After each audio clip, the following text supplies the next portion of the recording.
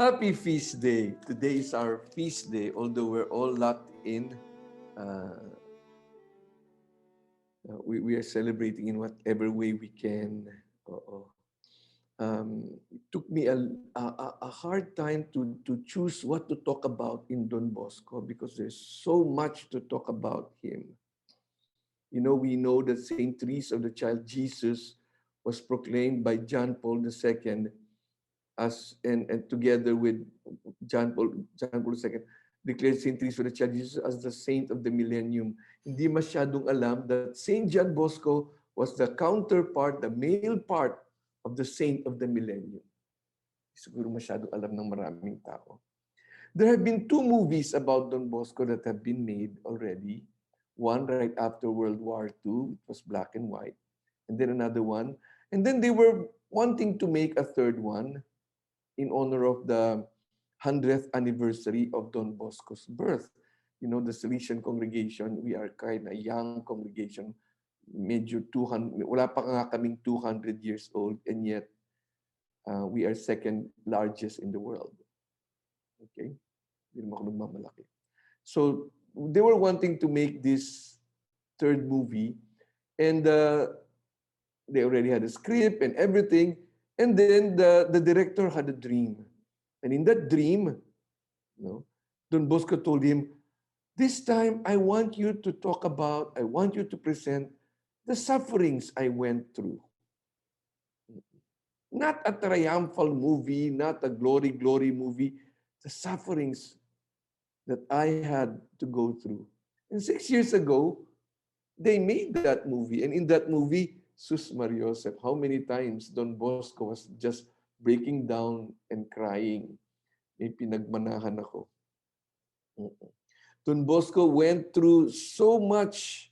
Sometimes I think more than the usual fair share of suffering. But all for a purpose. At 3 years old, he lost his father because of pneumonia. And it was during a famine period. Can you imagine his mother, kinatay na nila yung kanilang baka, yung nanay niya was serving as the kalabaw for the other 3 children. She was a widow of 3 children. That was how poor they were. He grew up without a father. But then John Paul II, because of the life of Don Bosco, proclaimed Don Bosco as the father and teacher of the young. His loss qualified him to be a father. He wanted so much to be a priest. His elder brother did not want. Sabi niya, mga farmers lang tayo, we should just remain farmers. And he and his elder brother, they were fighting each other until the brother said, if John Bosco, is going to stay here, I will move out. Alam mo, ginawa ng nanay niya, sabi ng nanay niya, and they were very close. You know, Don Bosco was kind of mama's boy. Ang ginawa ng nanay niya, his mother told him, you have to go away. He had to look for another board and lodging. He had to find job in the dead of winter by himself at 9 years old. You know, he was so hurt by this experience na gently but firmly, pinaalis siya ng nanay niya. Mag-isa, dead of winter, there's no job during winter. That in his autobiography, he skipped this part. It was so painful. It was so painful. And he stayed away from home for the next 3 years. His mother did not even visit him. Finally, after going from village to village, looking for a job, he was wet and hungry and tired. He just sat down in one house and started to cry in that house. Naawa na lang sa kanya, tinanggap siya. And he stayed there for 3 years, his mother not even visiting him. Did you know that the first boys of Don Bosco were homeless boys? He could relate. It was a preparation for him. He was again being qualified for his mission. Because, you know, we Salesians, we work for poor and abandoned boys. He experienced it himself. He was so poor that he started grade 1 at 12 years old. 12 years old na siya nung he started his formal education at grade 1. You can imagine, ang laki-laki niya ron. Kasama niya puro mga maliliit na niloloko siya. After 1 year, he was accelerated to grade 5. He skipped grade 6 and he went into high school. For high school, again, he had to leave home and he had to find odd jobs to be able to make himself study. He went into a pastry shop and he was produced, God was with him all the time. Alam niyo si Don Bosco, he was dreaming his exams. The night before his exams, he will dream about the exam. Kaya nga pagdating na ng exam, ang bilis-bilis niyang natatapos. You should try praying to him, Lorenzo. Baka you'll dream about your exams. And yung pastry shop niya, not pastry shop niya, he was just a servant in the pastry shop, and he was producing pastries, and people were buying the pastries that he was producing. Nagselos yung may-ari, pinalayas siya. He went into shoemaking. He went into tailoring. He went into blacksmithing. He even became, a servant in a restaurant. That is why now, this is all a preparation for Don Bosco. Now, Don Bosco is known for technical and vocational schools. That is our hallmark. Poor and abandoned boys, what to do with them? Technical and vocational schools. I'm so proud of that work. He was prepared. He went into he was a cook. And because later on, nung may mga boarding house na siya for 600 boys, he knew how to cook simple meals for them. He was tutoring the son of his landlady, tutoring his son. Later on, Don Bosco was the first to start night school for working youth. Everything was a preparation for his future work, for his future mission. When he became a priest, it was not the end. It was not the end. He had so many assassination attempts.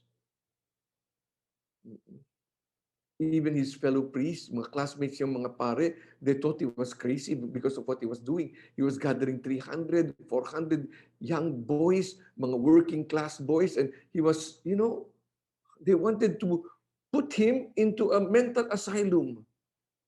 And even his own bishop, because Don Bosco was a secular priest, even his own bishop forbade him to hear confession. For a priest to be forbidden to hear confession, that is only for priests who have lived scandalous lives. His reputation was destroyed. Hindi pa natapos. 3 years before Don Bosco died, he was saying Holy Mass, and it lasted for 3 hours. And this Mass is not that long. Mga siguro 2 hours lang itong Mass na to. Because Don Bosco was breaking down all the time. He was just breaking down and crying because in that Mass, he saw everything. The plan of God for him. Nakita niya, everything fell in place. He saw how this all had a meaning. Lahat ng pinagdaanan niya. How all his sufferings had a purpose. Our lives during this pandemic is unfolding. So many things are happening. So many people that just want to end this pandemic. Sana wala na to, this bad memory, this is the most negative time in the history of mankind. Sayang naman. So much that we are all undergoing. So much transformation is happening. My fear from the beginning of this pandemic is that this transformation might not happen. That after the pandemic, we will just return to because we can hardly wait. We can hardly wait to go back to our old habits. Sayang. An inner transformation is happening to all of us. We are in a cocoon, almost literally in a cocoon. For all people looking at the cocoon, it's such a waste of time. Walang nangyayari. Dapat may activity. For the person inside the cocoon, walang nangyayari sa akin. That is not true. Something is drastically happening. St. Paul says, day by day, we are being renewed when we suffer. In all these things that Don Bosco was going through, he was not analyzing, why me? Why now? Why this one? No, he did not. He just glided into the suffering. Found it very, very difficult to study when he wanted to study very much in order to become a priest. And one time, naglalakad siya, galing sa mass, minasalubong siyang yung paring nagmisa. Tinanong sa kanya, nakinig ka ba sa homily ko kanina? Yes po. Sige nga, sabihin mo yung homily. Don Bosco did not summarize the homily. He said the homily word for word because he had a photographic memory. Word for word. And the priest was so impressed. Don Bosco was at that time 12 years old. And the priest asked him, what do you want to be? I want to be a priest. I'll help you. So every weekend, para hindi na sila mag-away ng kapatid niya, during the week, nagtatrabaho siya sa bukid. At wag weekend, nandun siya sa bahay ng paring ito. Tinuruan siya ng Latin, tinuruan siya ng grammar, tinuruan siya ng classics, tinuruan siya ng meditation, spiritual reading. But most of all, he was a father to him, this Don Coloso. And Don Bosco, writing in his autobiography, every weekend was heaven for me. He was so happy. Matutuloy na yung pangarap niya. Wala pang 1 year, Coloso had a stroke. He was working in the field. Nung binalitaan sa kanyang Coloso has a stroke, he said, I did not run. I flew. I flew to his bedside. And Coloso could not speak anymore, gave him a key and told him, tinuturo yung kanyang kahadiyero at sinasabi, para sa iyo yan! Para sa iyo yan! And now we know the amount of money that was inside that kahadiyero that the priest was saving. It would have been enough for Don Bosco to finish his studies to the priesthood very well. The relatives came, took the kahadiyero, and asked him for the key. Don Bosco gave it. He was back to zero. He was back to zero. God did not want him to take any shortcuts. I will do it the hard way. It will always be the better way. The hard way is always the better way. When we spare people hardships, we are not doing them a favor. Inuudlot natin ang plano ng Diyos. God is a Father. Inudlot natin kasi mas marunong pa tayo. It produces, pag inudlot natin ang plano ng Diyos, it produces generations of weaklings. Weaklings. Ako lang sasagot niyan. Ako lang sasalo niyan. What does it mean pag ikaw ang salo ng salo? Ikaw ang sagot ng sagot. What is the message you're trying to tell the people? What are the message you're trying to tell your children? Hindi mo kaya kung wala ako. Bakit? Forever ka ba? And you know what? That kind of message na hindi mo kaya kung wala ako, wow, it can only breed contempt in the hearts of people. Kasi Father, hindi ka nanay. Kasi Father, hindi ka magulang. Hindi mo naintindihan. Ayokong mahirapan ng anak ko. Oh, wow.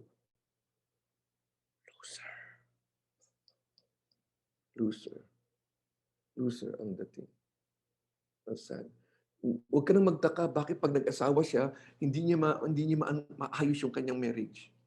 Huwag ka nang magtaka bakit, he can't keep a job. Huwag ka nang magtaka na collapse at the first setback, collapse. Pag hindi niya nakuha yung gusto niya, suicidal na, angry na. Paano? Ayoko siyang mahirapan. Wow, what a disfavor. Allow God's plan to unfold. It has a purpose. It is a preparation. May gusto siyang mangyari dyan. Magulang din siya. Kung kaya nga, a gift is a gift, anak, a gift is a gift. Utang is utang. Maski na 20 years yan, maski na 20 gives yan, utang is utang.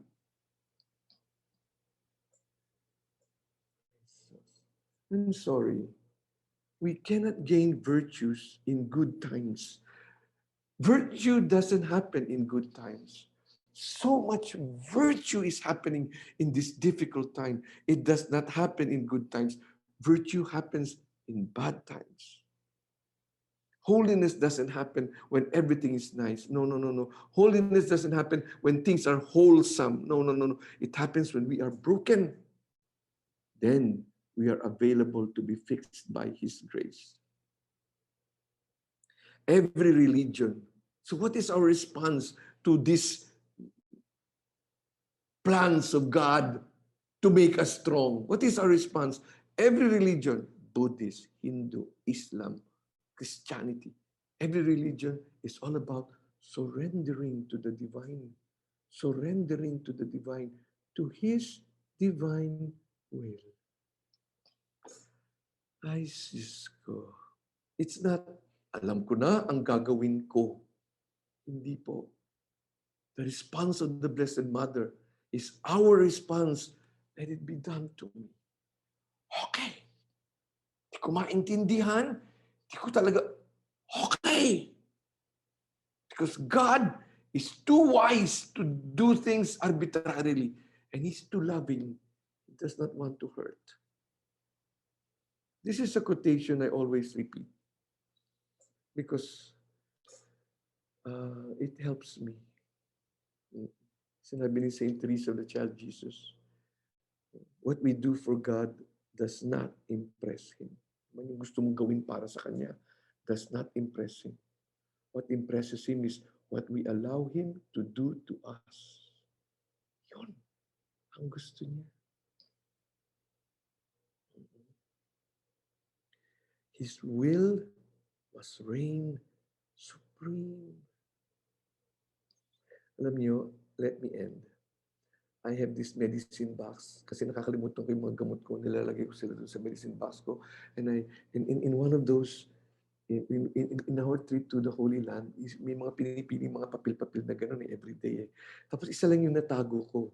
And I was surprised. I was going through my things. Nakita ko nandun pa siya. Siya lang yung survivor. So I placed it there in my medicine box so that I will always be reminded by it. At ang nakasulat doon, thorns in life. At the moment, at the end of life, become roses. Thorns in life, at the end of life, become roses.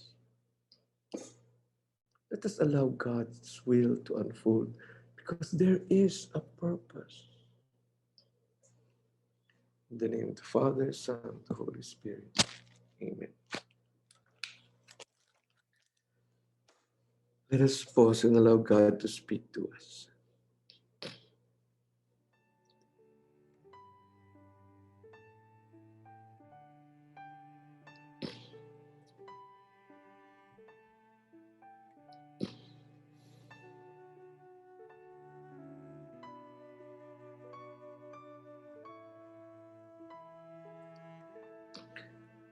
So I will step aside. Pag yung aking mga minamahal nahihirapan, I will step aside. Hindi ako makikialam sa plano ng Diyos. I will step aside. I will not substitute. I will not make it easier. But I will be there. I'll be beside you. I will be present with you.